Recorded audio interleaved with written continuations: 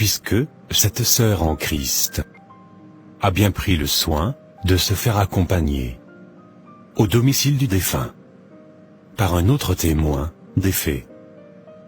Je suis allée chez lui à la maison, j'étais avec une autre maman, qui m'a accompagnée là-bas. Et beaucoup plus révélateur. Aucun membre de la famille ou de l'entourage de l'artiste défunt, Arafat DJ, n'a démenti ce témoignage. Daïchi Al-Kana, destruction à tous ceux qui adorent le diable. Daïchi Al-Kana, destruction à tous ceux qui adorent le diable. Destruction à tous ceux qui adorent le diable. Prenez exemple sur ce qui est arrivé à Ange Tissier. Prenez exemple sur ce qui est arrivé à Ange Tissier. C'est tout ce que j'ai à vous dire. Merci. Le message que je peux lancer à la jeunesse et profiter de cette émission-là pour emmener certaines personnes qui disent on ne vit qu'une seule fois, donc il faut profiter. Mais ce que beaucoup doivent savoir, c'est qu'après la mort, il y a une autre vie. Et je vais interpeller quelqu'un qui regarde cette émission pour lui dire de se souvenir toutefois qu'il a pu faire un rêve. Quand tu fais un rêve, le rêve que tu fais, dans ce rêve-là, tu te vois toi-même. Pourtant, tu es endormi. Mais tu te vois, tu es dans un rêve ou tu es dans une fête ou tu es avec des gens. Je vais appeler quelqu'un à savoir que cette personne que tu vois dans ton rêve, qui est toi, cette personne que tu as vue de toi, c'est cette personne qui rend jugement après la mort. C'est ça qu'on appelle ton âme. Donc cette personne que tu vois, ta personne que tu vois en rêve, quand tu dors, c'est cette personne-là, après la mort, qui va aller chez Dieu et qui sera jugée. Donc certaines personnes n'ont pas encore compris. Parce qu'il y a des gens qui pensent qu'on a besoin de croire en Dieu pour savoir que l'homme a une âme. Nous avons tous une âme. La preuve en est, quand quelqu'un fait un rêve et qu'on lui donne un coup dans le rêve, il sent la douleur effectivement. Tu sens la douleur. Donc cette âme-là, qui sent la douleur même dans les rêves, pendant qu'on n'est pas encore mort, c'est cette âme-là qui va aller en enfer, qui va brûler pendant longtemps. Donc la douleur que quelqu'un peut ressentir dans un simple rêve, imagine cette douleur-là dans l'éternité. Donc chacun doit prendre conscience.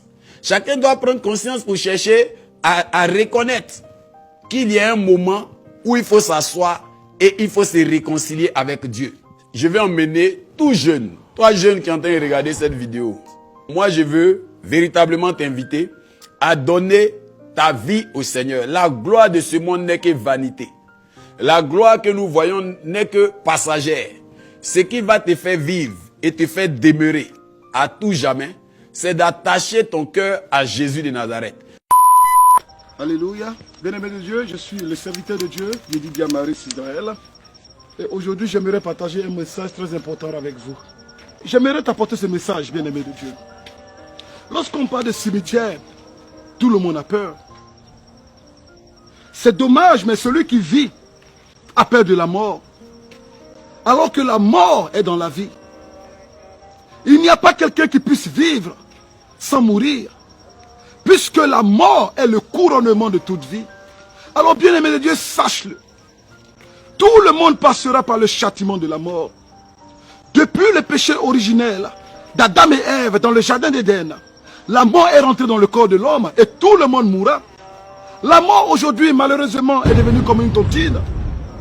Alors c'est pour te dire, enfant de Dieu, que regarde ce lieu. C'est ce lieu où finira toute chair. Mais heureusement que ce n'est pas la mort qui détermine là où tu vas finir ton éternité. Heureusement que ton éternité dépend de avec qui tu es mort. Est-ce que tu connais le Seigneur Jésus-Christ? Regarde ce lieu.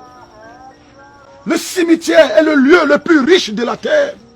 Parce que le cimetière contient des gens qui n'ont pas accompli les visions. Les gens qui n'ont pas accompli les destinées. Aujourd'hui, bien-aimé de Dieu, j'aimerais te poser une question. Est-ce que tu es prêt pour le jour de ta mort? Et une autre question encore plus importante. Est-ce que tu sais quand tu vas mourir? Est-ce que tu connais le jour de la fin du monde? En d'autres termes, si tu ne sais pas de quoi ton lendemain est fait, pourquoi tu n'utilises pas aujourd'hui pour mettre ta vie en règle vis-à-vis de Dieu et de sa parole? Regarde bien ce lieu. Il y a beaucoup de bien-aimés qui aimeraient être en vie pour écouter ce message. Il y a beaucoup de bien-aimés qui auraient souhaité avoir une seconde chance afin de mettre la vie en règle avec Jésus-Christ, celui-là même qui est le Sauveur et Seigneur de toute l'humanité. Écoute-moi bien, bien-aimé de Dieu. Regarde ce lieu. Et regarde bien ce bien-aimé. Regarde bien ce bien-aimé. Il est mort et il aimerait avoir une seconde chance. J'ai vu même sur un cimetière, ils ont mis un panneau qui dit « Hier, on était comme vous, mais demain, vous serez comme nous. » En d'autres termes, hier, cette bien-aimé est en vie. Mais demain, c'est nous qui allons les rejoindre. Lorsqu'on parle de la mort, les gens ont peur. Bien-aimé de Dieu, si tu as peur de mourir, tu dois avoir peur de vivre.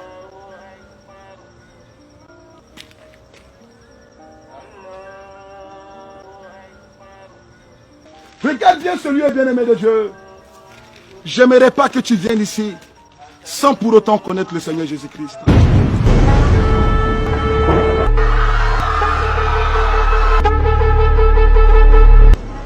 Voilà pourquoi j'aimerais t'exhorter aujourd'hui. Mets ta vie en règle vis-à-vis de la parole de Dieu. Mets ta vie en règle vis-à-vis de Dieu. Lorsqu'on te parle de Dieu, tu dis, je suis trop jeune pour vivre une vie chrétienne. Mais j'aimerais te poser la question de savoir, quel est l'âge pour aller au paradis? Et de même, quel est l'âge pour être qualifié pour l'enfer? Il n'y a pas d'âge pour aller au paradis. Et il n'y a pas aussi d'âge pour aller en enfer. Alors si tu penses que tu es trop jeune pour donner ta vie au Seigneur Jésus-Christ, en d'autres termes, tu es en train de confesser que tu es prêt pour aller en enfer. Parce que demain ne t'appartient pas et ton souffle de vie ne dépend pas de toi. Alors j'aimerais finir ce message pour te dire, tous ceux qui sont ici, malheureusement, celui est silencieux.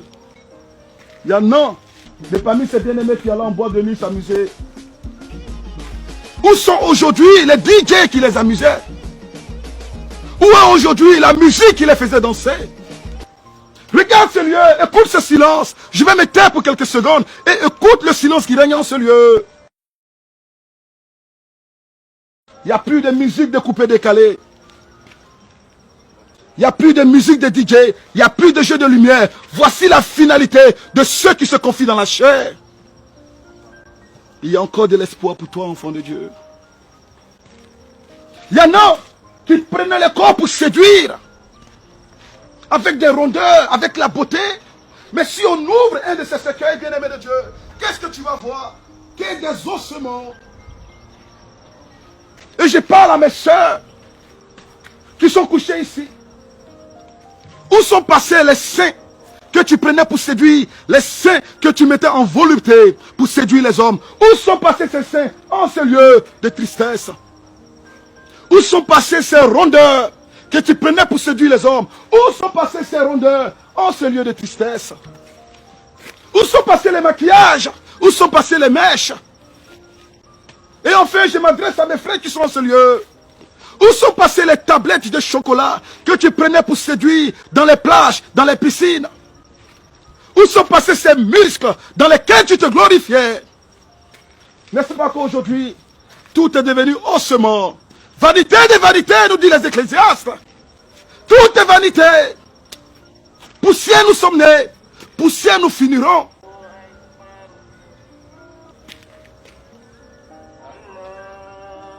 Voilà pourquoi, pendant que tu as encore le souffle de vie, j'aimerais t'encourager de donner ta vie au Seigneur Jésus-Christ. Enfant de Dieu, si tu ne connais pas encore le Seigneur Jésus-Christ, si tu as écouté ce message et Dieu t'a interpellé, et tu ne sais pas pourquoi Dieu t'a fait écouter aujourd'hui ce message, j'aimerais t'inviter aujourd'hui à donner ta vie au Seigneur Jésus-Christ. Mais avant, j'aimerais parler à ceux qui s'appellent chrétiens. Tu te dis chrétien, mais tu as une double vie. Bien-aimé de Dieu, c'est qui tu trompes. Car il n'y a pas plus grand menteur que celui qui se ment lui-même. Oui, certes, les hommes ne te voient pas, mais sache que Dieu te voit. avant de commettre un péché, ce n'est pas la peine de regarder ni à gauche, ni à droite. Parce que celui qui est à droite, ce n'est pas celui qui va te juger. Celui qui est à gauche, ce n'est pas celui qui va te juger. Le jugement vient de Dieu. Voilà pourquoi, avant de commettre tout acte, regarde d'abord en haut, car c'est de là que vient l'éternel Dieu, ton créateur, celui qui jugera toute nation et tout peuple à la fin des temps. Être chrétien n'est pas forcément aller chaque dimanche à l'église. Si c'était le cas, alors la souris qui vit dans la scène de l'église serait appelée chrétienne. Être chrétien, c'est pas par ailleurs connaître la Bible de Genèse à Apocalypse. Car si c'était le cas, Satan allait être chrétien. Car rappelle-toi, le diable connaît la Bible. Voilà pourquoi en Matthieu 4, il a tenté notre Seigneur Jésus-Christ avec les versets de la Bible. Connaître la Bible ne fait pas de toi un chrétien. N'est-ce pas que Judas connaissait les Écritures? Est-ce pour autant qu'il a été sauvé? Voilà la question. Être chrétien par ailleurs, ce n'est pas de prier matin, midi, soir. Ce n'est pas de jeûner matin, midi, soir, sans pour autant mettre la parole de Dieu en pratique. Si jeûner faisait de toi un chrétien, si prier faisait de toi un chrétien, alors les musulmans seraient chrétiens. Parce qu'ils prient combien de fois par jour? Et dans l'année, ils prennent 40 jours où ils se consacrent au jeûne. Est-ce pour autant qu'ils sont chrétiens? Est-ce pour autant qu'ils sont sauvés? Voilà la question. Et enfin, une dernière question. Est-ce que être chrétien, c'est d'enregistrer plusieurs prédications dans ton portable, dans ton ordinateur? Être chrétien, c'est d'avoir les CD de tous les hommes de Dieu du monde, sans pour autant mettre un seul verset en pratique. Bien aimé, ce n'est pas le temps d'écouter, c'est le temps de mettre en pratique. Nous avons trop écouté la parole de Dieu. Le temps est venu de la mettre en pratique. Car écouter la parole de Dieu n'est pas ce qui sauve. Ce qui sauve, c'est de la mettre en pratique. Alléluia. Alors j'aimerais m'arrêter là pour te dire, si tu ne connais pas le Seigneur Jésus-Christ, tu vas prier avec moi. Ce n'est pas compliqué. Tout ce que tu as à faire, c'est de répéter après moi cette prière. Et j'aimerais que tu baisses la tête dans la prière. Nous allons faire cette prière de repentance. Seigneur Jésus, je reconnais que je suis pécheur. Et je vais te confier ma vie. Père, viens me pardonner mes péchés. Je renonce à tout esprit de péché. Je renonce à tout esprit d'idolâtrie. Je renonce à toute débauche sexuelle. Je déclare dès aujourd'hui que je regrette ma vie de péché.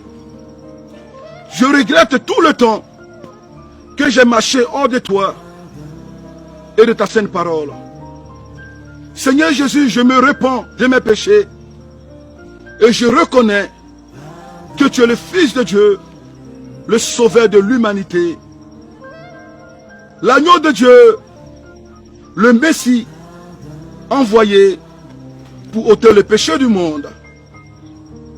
Désormais, je déclare que tu es mon Seigneur et mon Sauveur. Je déclare que j'appartiens désormais au royaume de Dieu. Désormais, je prends la décision sage de marcher dans tes voies, selon ta sainte parole. Je déclare dès aujourd'hui que je suis un enfant de Dieu, sauvé par le sang du Christ. Au nom de Jésus-Christ, j'ai ainsi prié. Amen. Alors, j'aimerais te remercier, bien-aimé de Dieu, d'avoir fait cette prière avec moi et d'avoir pris cette décision sage. Que Dieu te bénisse. Et si on ne se voit pas sur la terre, sûrement qu'on va se retrouver au ciel. Shalom à toi et ta famille. Amen.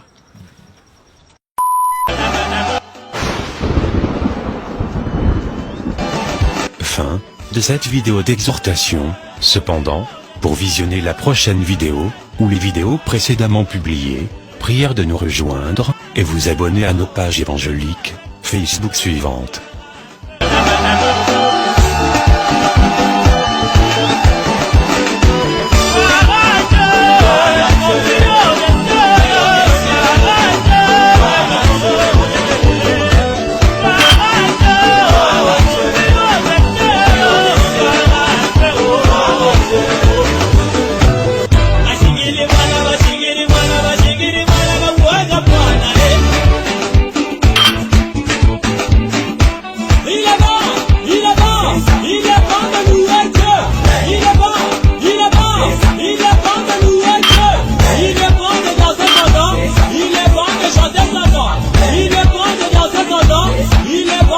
et aussi à notre chaîne YouTube pour ton édification personnelle. Jesus, you love me too much. C'était ton serviteur et le serviteur de notre Seigneur et Sauveur, Jésus-Christ de Nazareth, Yedidia.